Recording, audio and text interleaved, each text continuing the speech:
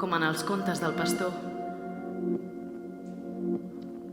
Tot marxant d'esma, la mila anar girant, sempre més sovint, el cap d'una banda a l'altra, sentint desvetllar-se-li en el fons de son ésser una por il·lògica, folla, que l'havia martiritzada molt quan era petita.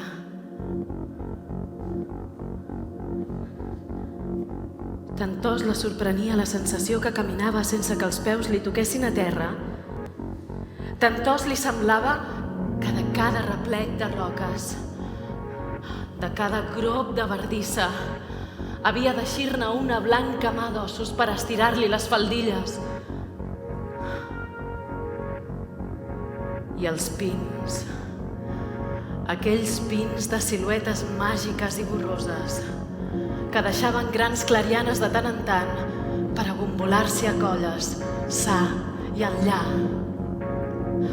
Prenien a sos ulls l'aspecte d'aparicions dolentes que, immòbils i sutjadores, esperaven que ella passés per ajuntar-se després totes i córrer-li al darrere amb intencions perverses. I aleshores ella sentia també impulsos de córrer bosc endintre, cap a no sabia on.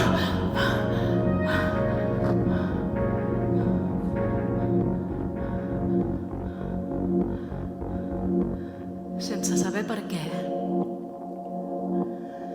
sense haver sentit la més petita fressa, sense obeir a cap signe exterior, el pastor i ella, d'un mateix moviment instintiu, aixecaren el cap, alarmats per guaitar en l'aire,